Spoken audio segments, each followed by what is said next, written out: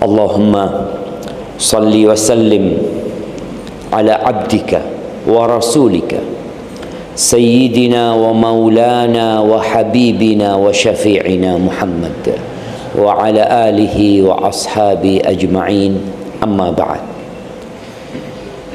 Bersyukur kepada Allah bisa salat berjamaah di masjid subuh. Salat zuhur berjamaah mudah, asar pun demikian, maghrib pun demikian. Nabi alaihi salatu wassalam mengatakan, athqalus salati alal munafiqin salatul isya wa salatul fajr. Salat yang paling berat untuk kelompok munafikin adalah melaksanakan salat isya dan subuh berjamaah. Berat bagi mereka. Kenapa? Orang munafik salat apa enggak jamaah? Jamaah. Anak kasih ada yang bisa jawab. Orang munafik salat enggak? Kasih hadiah semuanya jawab jamaah. Hadiah cuma satu. Mereka sholat di belakang Nabi Muhammad SAW. Imamnya baginda Nabi kita Muhammad Rasulullah SAW. Di jejeran, di sof makmumnya ada orang munafik. Tapi kalau sholat isya dan subuh jarang munafik yang datang. Kadang-kala Nabi SAW habis salat subuh bertanya, asyahidun fulan, fulan salat enggak? Di absen dia. Enggak ya Rasulullah. Fulan salat enggak? Di absen sama Nabi SAW. Karena memang ada orang-orang yang salatnya hanya pamer, riya. Dan itu orang munafik. Innal munafiqina yukhadi'una Allah wa huwa khadi'uhum wa idza qamu ila salati qamu kusala yura'una an-nas wa la yadhkuruna Allah illa qalila. Orang-orang munafik sedang melakukan tipu daya.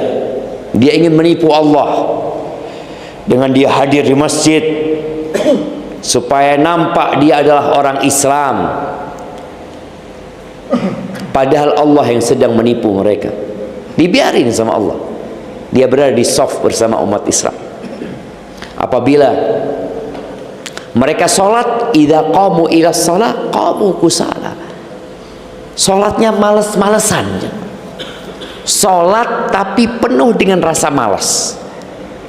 Kalau kita sholat dengan kemalasan, hati-hati. Jangan-jangan kita termasuk kelompok orang munafik.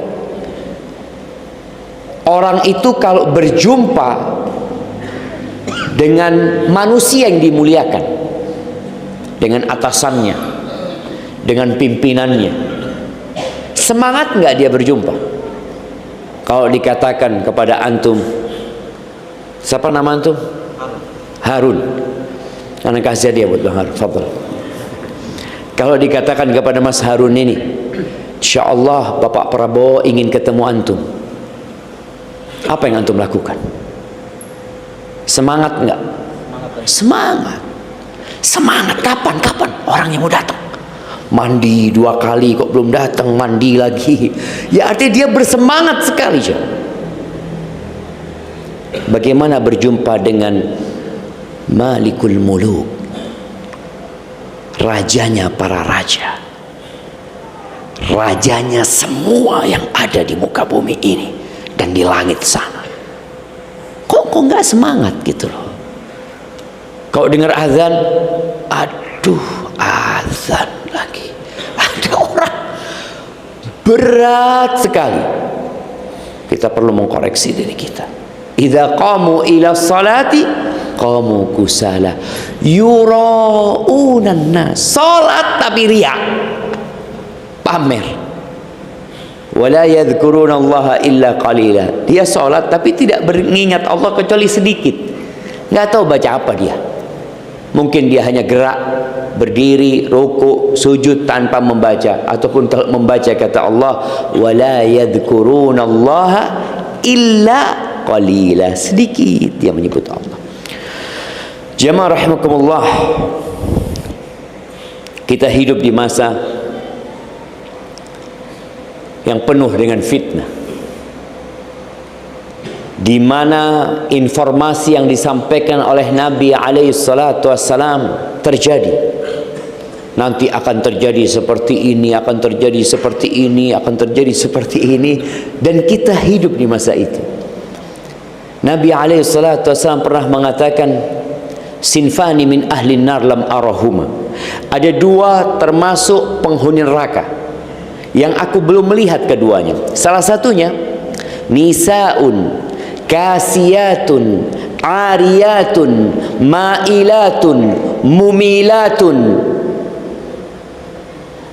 Kata Nabi SAW, wanita-wanita yang berpakaian tapi telanjang, berpakaian tapi telanjang. Loh, kok bisa Ustaz? Imam pakaiannya tipis, atau pakaiannya tidak menutupi aurat, atau pakaiannya membentuk tubuhnya.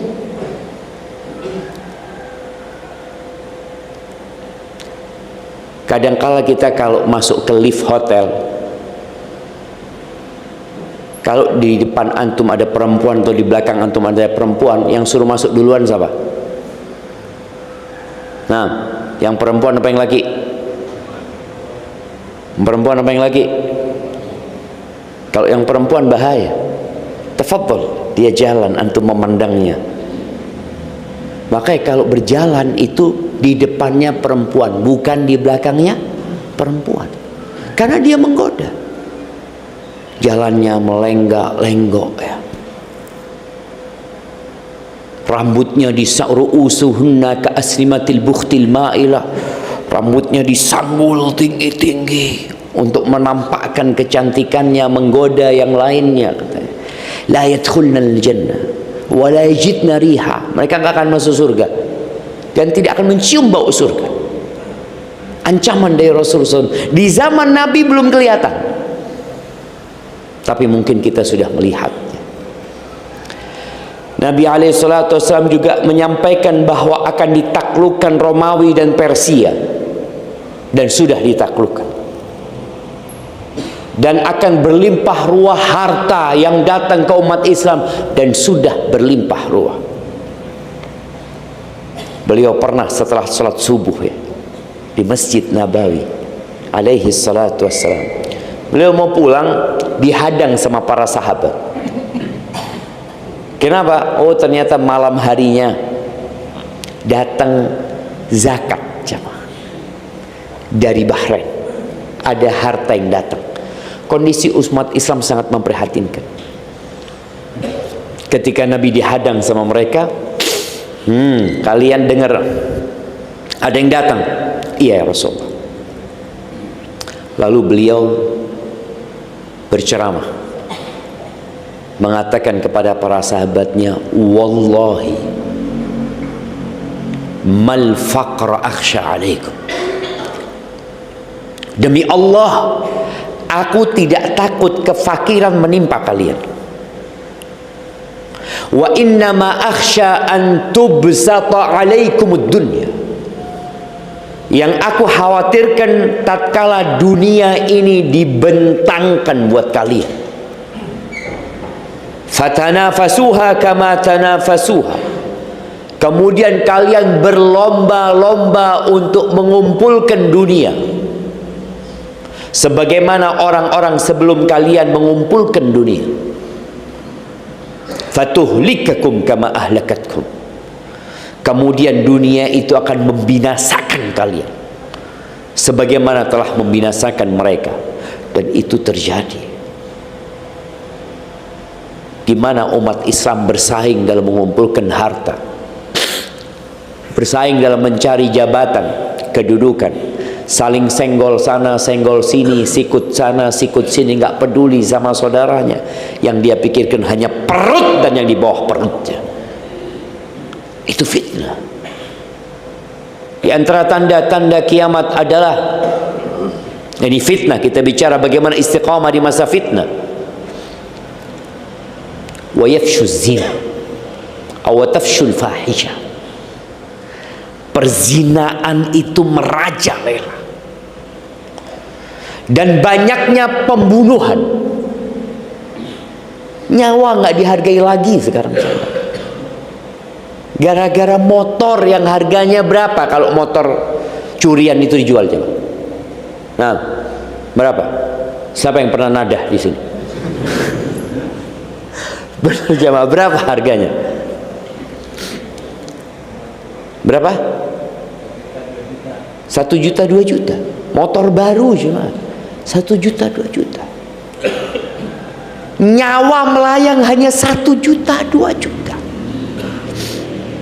Nyawa itu dihargai kalau ada orang membunuh saudaranya tanpa sengaja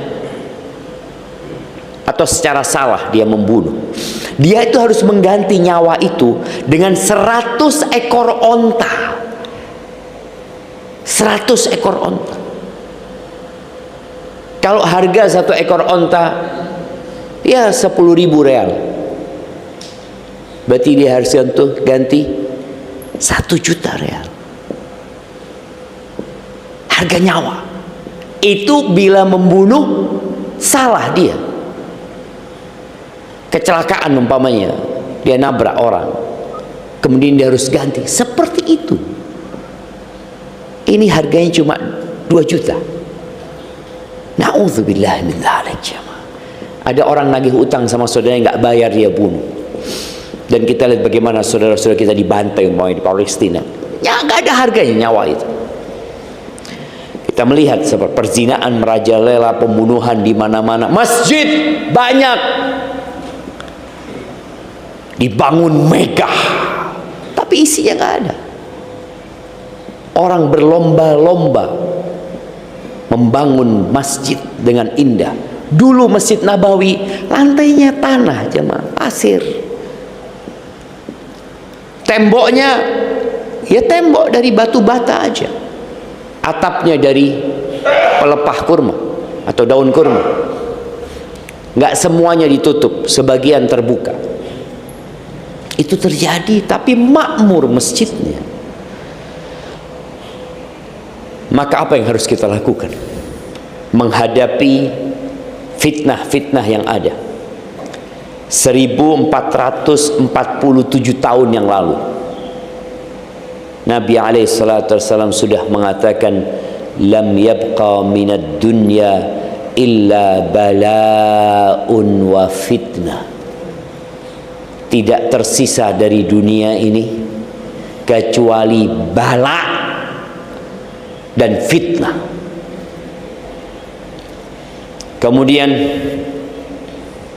di hadis yang diriwayatkan oleh Abu Hurairah dan Anas bin Malik radhiyallahu anhuma, Rasulullah sallallahu alaihi wasallam bersabda, satakun atau qala sayati 'alan nas atau qala qabla as-sa'ah atau inna baina yaday sa'ah. Beliau mengatakan akan terjadi atau akan datang kepada manusia atau sebelum kiamat atau di hadapan kiamat.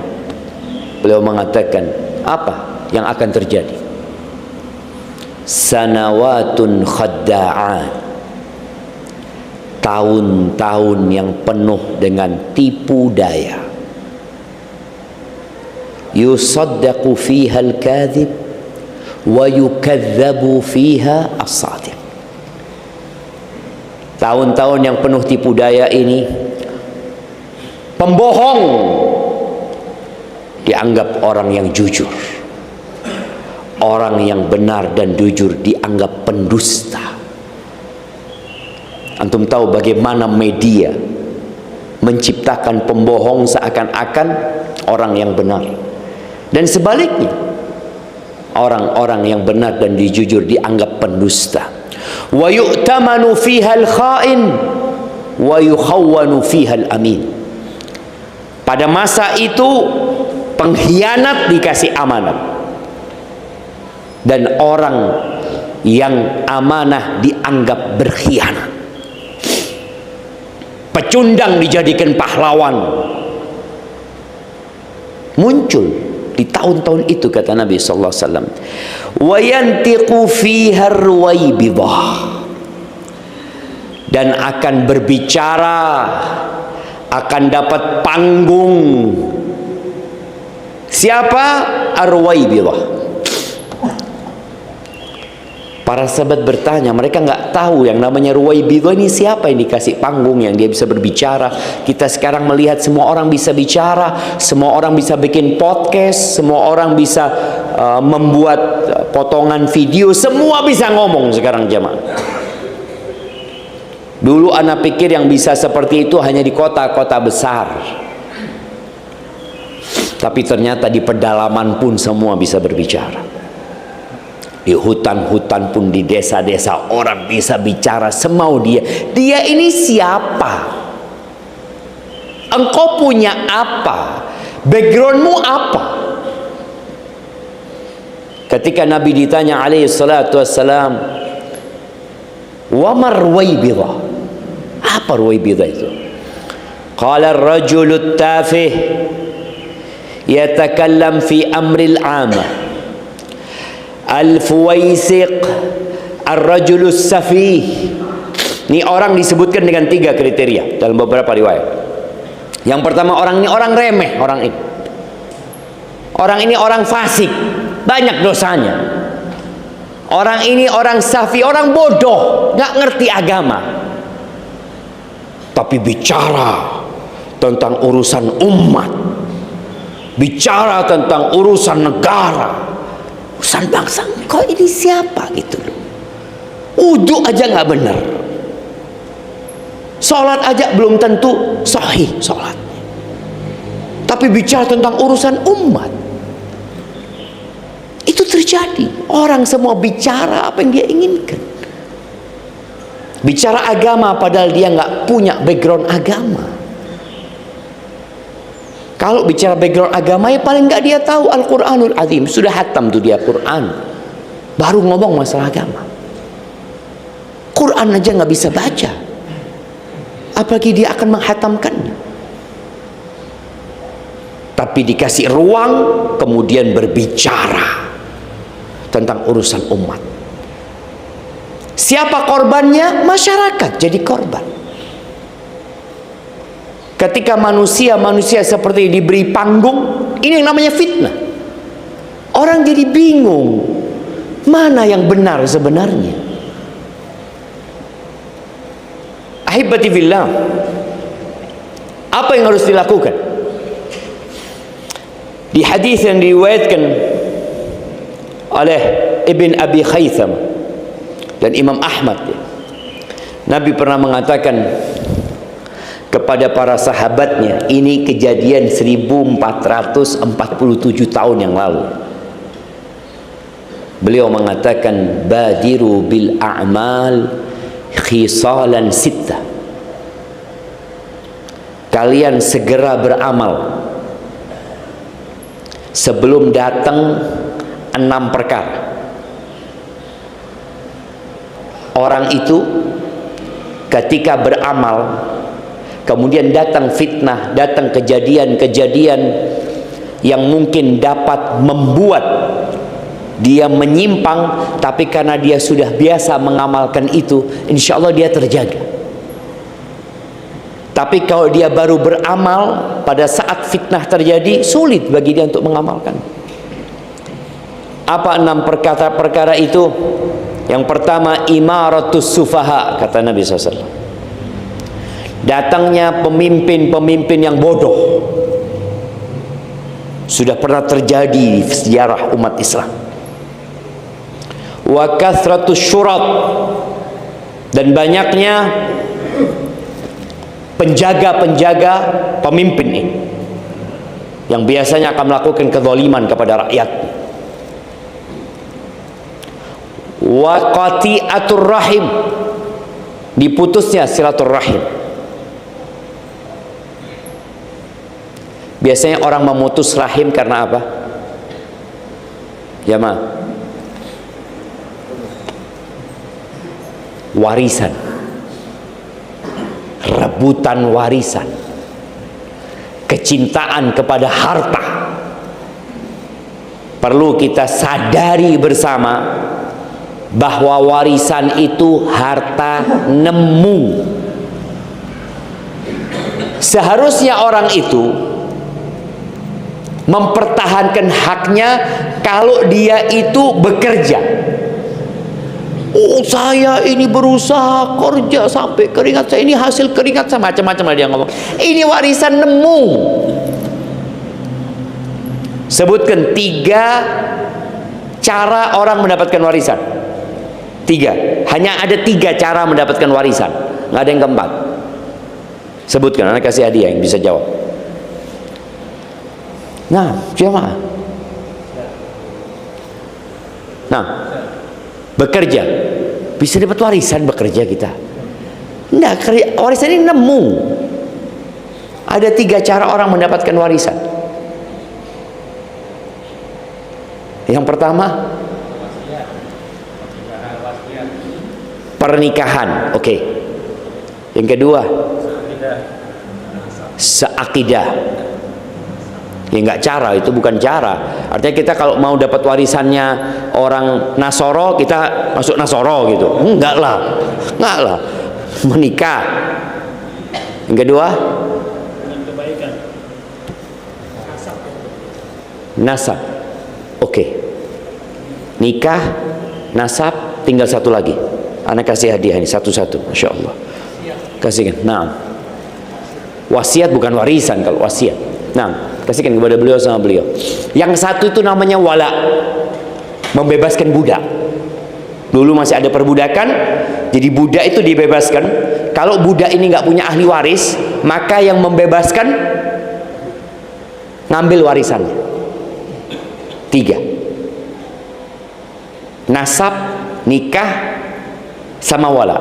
Bisa antum daftar jadi anaknya orang kaya. Datang, ini orang kaya udah sakit-sakitan ya. Coba Pak, saya boleh daftar jadi anak bapak gitu. Nggak bisa, nggak ada.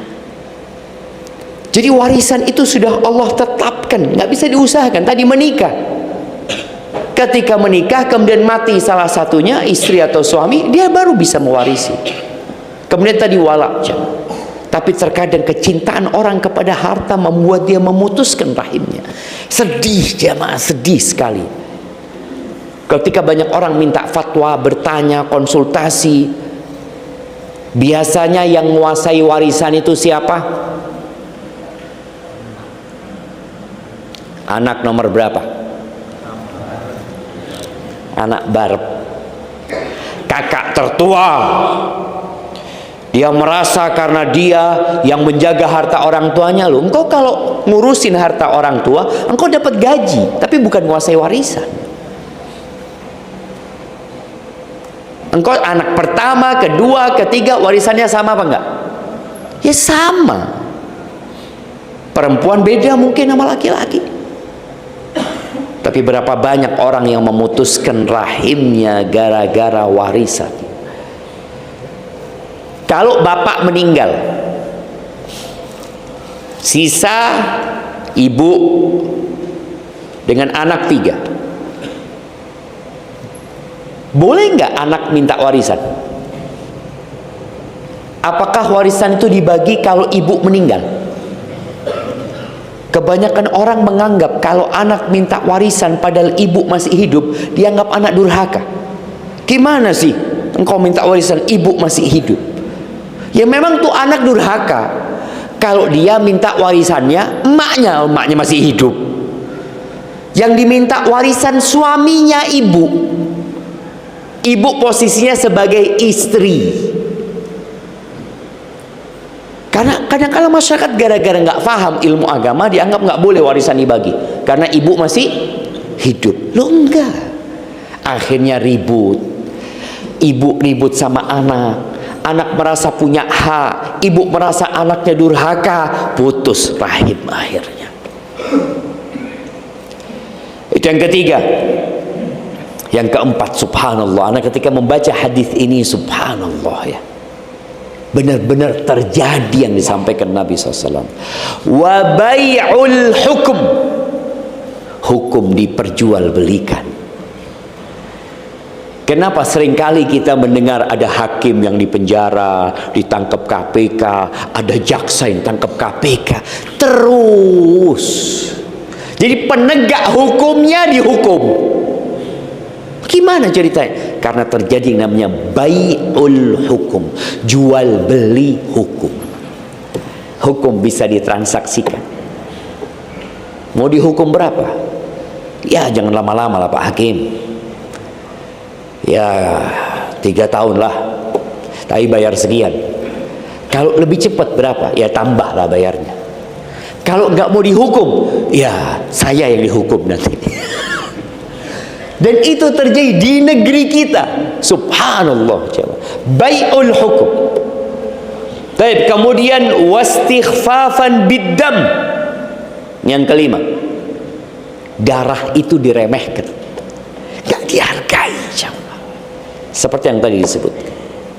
Kemudian yang keenam ini sesuatu yang perlu direnungkan, khususnya buat para penghafal Al-Quran dan para pengelola masjid. Kenapa? Karena yang keenam ini kata Nabi SAW, beliau mengatakan, wa nashhun yattakhiduna al-Qur'ana mazamira yuqaddimuna ar-rajula laysa biafqahihim wala bi'a'lamihim ma yuqaddimunahum illa liyughanniyahum. Akan muncul pemuda-pemuda yang menjadikan Al-Quran cuma sebagai hiasan lidahnya. Dia pandai melagukan Al-Quran, membacakan Al-Quran dengan suara yang indah, tapi nggak memahami itu Quran. Hanya untuk merdu-merduan suara. Sampai orang itu, nih pihak masjid ya, memajukan orang ini untuk jadi imam, bukan karena dia yang paling ngerti dengan Al-Quran, bukan karena dia yang paling faham dengan Al-Quran, bukan karena yang dia paling mendalami dan menguasai Al-Quran, tapi ini orang dimajukan untuk jadi imam hanya dikarenakan ingin mendengarkan suara yang indah saja. Bahkan kalau bahasa dinya Nabi SAW, liyughanniyahum, untuk menyanyi buat mereka. Itu terjadi. Sekarang semua orang bisa ngaji, suaranya indah, bikin video ya. Untuk apa sebenarnya? Pemuda-pemuda. Bas untuk menghibur. Seakan-akan dia didatangkan sebagai sebuah hiburan. Bukan. Al-Quran ini kitab petunjuk. Inna hadzal Qur'an yahdi lillati hiya aqwam. Ini Quran memberikan petunjuk kepada jalan yang paling lurus. Syahrul Ramadhan alladzi unzila fihi al-Qur'an hudan linnas wa bayyinatin minal huda wal furqan. Quran diturunkan itu sebagai petunjuk, pedoman hidup. Tapi terjadi perubahan. Apa yang harus kita lakukan di masa yang penuh dengan fitnah ini? Perbanyak doa, insyaallah. Karena supaya kita bisa istiqamah, ya hanya dengan memohon kepada Allah. Kenapa kita nggak boleh berhenti mengatakan ihdinas siratal mustaqim? Padahal tadi malam kita udah baca. Antum baca nggak waktu sholat isya? Baca. Sholat witir baca. Kemarin sholat maghrib baca lah Ustaz. Asar baca. Nah, karena termasuk rukun sholat itu membaca Al-Fatihah, dan di situ ada ihdinas siratal mustaqim. Tadi imamnya juga baca ihdinas siratal mustaqim 2 kali baca. Sebelum salat subuh, ana lihat pada salat qabliyah subuh, baca ihdinas siratal mustaqim. Nanti yang mau salat duha, baca ihdinas siratal mustaqim. Lanjut qabliyah zuhur, terus jamaah. Kenapa nggak sehari cukup sekali kita mengatakan ihdinas siratal mustaqim? Karena fitnah itu sangat banyak sekali.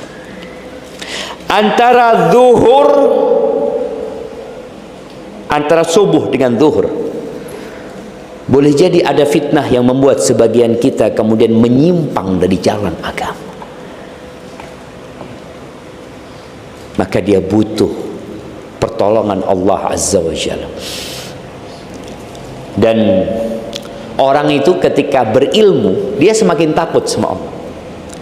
Makanya ketika Allah menyebutkan doanya orang-orang yang ilmunya mendalam, mereka mengatakan Rabbana, di surat Ali Imran ya, di ayat 6 insyaallah. Rabbana la tuzigh qulubana ba'da idh hadaitana wa hab lana min ladunka rahmah innaka antal wahhab. Wahai Rabb kami, jangan engkau palingkan hati kami ya Allah setelah engkau memberikan petunjuk kepada kami. Karuniakan kepada kami dari sisimu rahmat. Engkau maha pemberi karunia. Minta. Nabi Ibrahim berdoa mengatakan wajnubni wa baniya an na'budal asnam. Ya Allah, hindarkan aku dan anak keturunanku dari menyembah berhala-berhala. Di masa fitnah, ada sebagian orang yang mungkin bajunya masih islami, penampilannya masih islami, tapi keyakinannya sudah kesyirikan. Mungkin, ya mungkin. Cuma pakaian, ganti pakaian itu mudah sekali, tinggal beli untuk baju, pakai. Seorang wanita, dia mau pakai jilbab, tinggal beli, dia pakai. Tapi apakah dia akan terus istiqomah di atas jilbabnya? Belum tentu. Belum tentu. Boleh jadi ada godaan-godaan yang membuat dia membuka jilbabnya, membuka pakaiannya, bukan hanya jilbabnya jamaah, bukan cuma kerudung. Maka berdoa memohon kepada Allah. Di antara doa yang paling banyak dibaca Nabi sallallahu alaihi wasallam, ya muqallibal qulub tsabbit qalbi ala dinik. Wahai yang membolak-balikan hati, tetapkan hatiku di atas agamamu. Doanya Nabi Yusuf, tawaffani musliman wa alhiqni bis salihin. Matikan aku dalam kondisi Islam. Siapa yang menjamin antum semua mati dalam kondisi Islam? Nggak ada jamaah. Dan setan tidak berhenti untuk menggoda manusia sampai mati. Selama ruh masih dikandung badan, setan masih bisa menggoda. Maka di antara doa Nabi SAW, wa a'udzubika ayyatakhabbatani syaitanu indal maut. Ya Allah, aku berlindung kepadamu, jangan sampai aku disesatkan, diselewengkan oleh setan ketika mati. Artinya selama hidup jadi orang soleh, mati datang setan dan menggoda dia, kemudian dia terjebak dalam godaan setan. Mungkin. Maka perbanyak doa, isi waktu antum dengan berdoa. Shaddad ibn Aus, pernah Nabi memanggil dia, ya Shaddad, ya Shaddad, wahai Shaddad, idza ra'aita an-nas yaknizuna adh-dhahaba wal fiddah. Kalau engkau sudah melihat nanti, ini belum terjadi, nanti apabila engkau melihat manusia sudah berlomba-lomba menumpuk emas dan perak, manusia sudah berusaha untuk memperkaya dirinya, menimbun hartanya, nggak lagi harta dibawa mati sama dia, tapi hanya ditimbun, dikumpulkan. Berapa banyak orang yang kerjanya hanya melihat nomor rekeningnya. Dulu datang ke ATM sebelum ada handphone, datang ke ATM. Alhamdulillah, nggak dia apa-apain tuh duitnya, Pak. Antum kalau mau lihat duit, kalau ada perlunya, jangan gimana ya? Kalau antum melihat orang sering melihat isi dompetnya, menurut antum gimana? Lihat, hitung duitnya. Oh, masya Allah, alhamdulillah. Nanti sore keluarin dompetnya. Oh, masya Allah. Menurut antum orang ini gimana? Kalau sekarang nggak perlu ngitung kan? Karena uangnya sudah jadi angka. Jadi tinggal dia lihat di rekening. Oh, sekian. Kalau ada perlunya silahkan lihat. Nggak ada perlunya nggak usah ngelihat. Oh, nggak usah. Takut tahu-tahu hilang nanti duitnya. Ya nggak tahu kalau seperti itu. Astagfirullahaladzim. Allah menyebutkan wailul likulli humazatil lumazah alladzi jama'a malan wa addada. Kerjanya mengumpulkan harta dan ngitung. Jangan. Dan itu terjadi. Maka Nabi SAW mengatakan kepada Syaddad, kalau engkau melihat orang-orang itu sudah mulai sibuk menimbun hartanya, fajma anta haula'il kalimat, maka engkau timbun, artinya kumpulkan, baca terus nih doa-doa ini. Panjang doanya itu. Awalnya dimulai dengan Allahumma inni as'aluka tsabata fil amri wal azimata 'ala ar-rusydi wa as'aluka mujibati rahmatik wa azaima maghfiratik wa as'aluka syukra ni'matik wa husna ibadatik wa as'aluka qalban saliman wa lisanan sadiqan wa as'aluka min khairi ma ta'lam wa a'udzu bika min syarri ma ta'lam wa astaghfiruka lima ta'lam innaka anta 'allamul ghuyub. Dimulai dengan mengatakan, ya Allah, aku minta keteguhan dalam urusan ini, dan aku minta semangat dan tekad yang kuat di atas petunjuk. Karena ada orang berada di atas kebenaran tapi malas. Tahu dia di atas kebenaran, tahu dengan ilmu, tapi dia malas mengamalkan. Minta sama Allah, minta dia dikasih keteguhan dan minta supaya dikasih semangat untuk mengamalkan sampai akhir doa itu. Maka perbanyak doa. Kemudian yang kedua, yakin dengan pertolongan Allah. Karena ada orang yang nggak yakin, sudah doa tapi saya sudah doa Ustaz, tapi kok sampai sekarang belum dikabulkan. Kita melihat kondisi umat Islam yang mungkin dibantai, ditindas. Kita melihat dengan mata kita. Kalau dulu kita nggak ngelihat, kita hanya dapat cerita. Sekarang kita melihat, ada videonya, ada fotonya mereka dibantai. Tapi kita nggak bisa berbuat apa-apa, tetap yakin dengan pertolongan Allah Azza wa Jalla. Karena orang kalau sudah mulai goyah, nggak yakin lagi, dia bisa keluar dari agamanya. Allah Azza wa Jalla mengatakan, wa minan nasi may ya'budullaha ala haraf. Sebagian orang itu ada yang menyembah Allah di pinggiran, jemaah. Ini ya, kalau kita lihat meja ini, menyembah dia di pinggiran. In asabahu khairun itma'anna bih. Kalau dia dapat kebaikan, oh berarti agama ini benar. Tapi kalau kena fitnah, jatuh ke jurang. Karena dia nggak yakin sama Allah. Jangan berpikir bahwa kebenaran itu diukur dengan harta,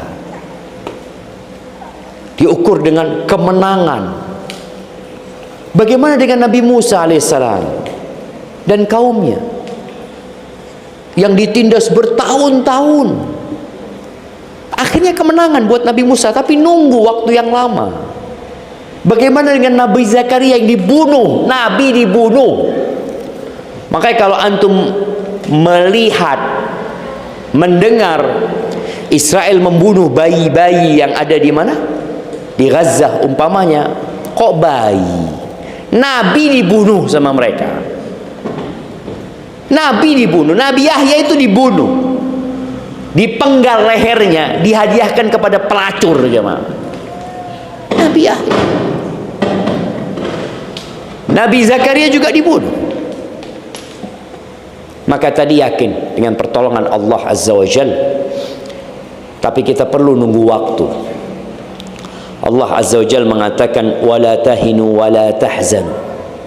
Ini di surat Ali Imran ya, 139 140. Allah mengatakan kalian jangan lemah. Dan jangan kalah mental kalian. Dan jangan cemas. Jangan sedih. Wa antumul a'laun in kuntum mu'minin. Kalian ada di atas kalau kalian beriman. Asalkan kalian beriman. Iyamsaskum qarhun faqad massal qauma qarhun mithluh. Ini ayat turun setelah kekalahan umat Islam pada perang Uhud. Umat Islam kalah di perang Uhud. Padahal di situ ada Nabi Muhammad SAW. Di situ ada Abu Bakar. Di situ ada Umar loh. Di situ ada Utsman, di situ ada Ali, di situ ada 10 sahabat yang dijamin masuk surga. Di situ ada Hamzah dan Hamzah pun terbunuh pada waktu itu. Jangan sampai ketika orang nggak yakin, kok kita kan berada di atas kebenaran, kok kita kalah gitu loh. Maka Allah katakan, hidup ini ujian dari Allah Azza wa Jal. Iyamsashum qarhun, kalau kalian ditimpa kekalahan, ditimpa satu ya luka-luka, maka mereka juga pernah ditimpa yang seperti itu. Perang Badar mereka kalah, terbunuh 70 orang di antara mereka, ditawan 70 orang. Dan perang Uhud 70 sahabat yang meninggal.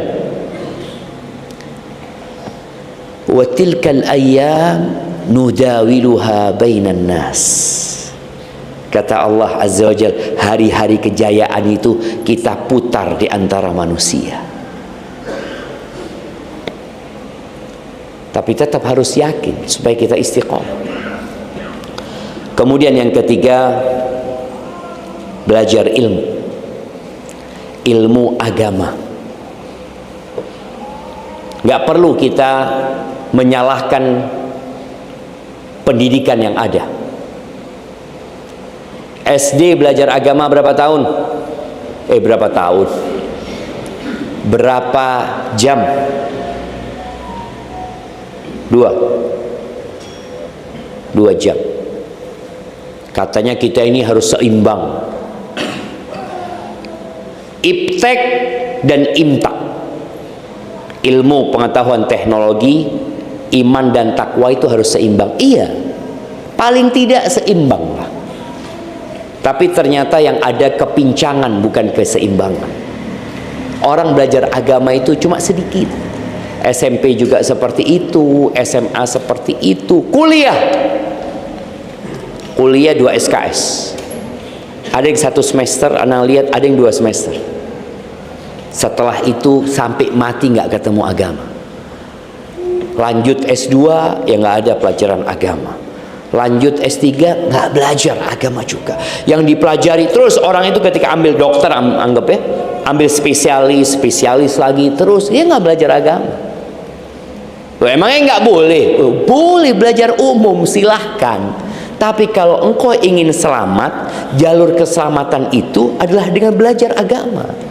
Karena engkau di kuburan nanti nggak akan ditanya tentang ilmu-ilmu yang lainnya. Engkau akan ditanya 3 pertanyaan.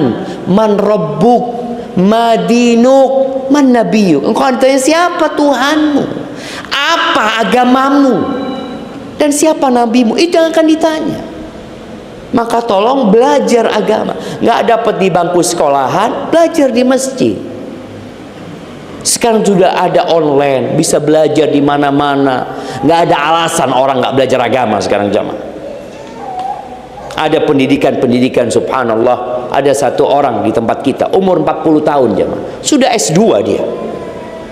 Umur 40 tahun, udah punya anak, datang belajar agama. Dia sudah punya pekerjaan yang bisa ditinggal. Dia mengatakan, anak nggak belajar agama, anak sekarang ingin menembus itu dengan belajar agama. Masya Allah. Sama istrinya, udah punya anak-anak, belajar dua-duanya agama. Ya kalau antum tidak bisa belajar di kelas, belajarlah di rumah Allah. Cari pelajaran, hadiri kajian, duduk di majelis ilmu. Dan belajar ilmu agama itu bertahap ya. Sebelum belajar yang kemana-mana, bertahaplah belajar. Belajar rukun Islam dulu. 2 kalimat syahadat dikaji, apa sih maknanya, apa rukunnya, apa syaratnya. Jangan-jangan aku mengatakan la ilaha illallah, tapi aku melakukan sesuatu yang membatalkan la ilaha illallah tersebut. Kemudian belajar tentang sholat kita. Oh, saya sudah belajar Ustaz dulu. Boleh jadi sholat antum belum benar. Pelajari agama kita, pelajari rukun iman. Ya, tahap-tahap kita mempelajari agama kita. Kemudian yang keempat, yang diajarin, diamalkan dalam kehidupan ini. Berpegang teguhlah dengan sunnah Nabi SAW. Diamalkan tuh sunnah Nabi SAW. Kemudian ikhlas. Ketika beramal hendaklah tidak berharap pujian dan sanjungan. Dan ikhlas ini berat. Ada orang yang istiqomah di atas kebenaran, kita kelihatan sampai mati dia muslim. Ustadz sampai mati ustadz, tapi ternyata dia masuk neraka gara-gara nggak ikhlas. Maka yang belajar agama membutuhkan keikhlasan, yang mengamalkan membutuhkan keikhlasan, karena Allah tidak menerima kecuali yang ikhlas dan sesuai dengan sunnah Nabi SAW. Kemudian menjaga lisan, jangan suka ngomong. Karena sekarang orang komentar aja udah. Antum melihat sesuatu, amalkan. Melihat keburukan, doakan supaya orang itu dapat hidayah umpamanya. Nggak perlu debat di kolom komen yang menyebabkan ya sesama saudara akhirnya tidak bertegur sapa. Udah. Ketika antum merasa ini kurang benar yang disampaikan, ada komentar yang kurang baik, doakan orang itu. Semoga Allah memberikan petunjuk kepada antum. Antum mau nggak dikasih doa semoga Allah memberikan petunjuk?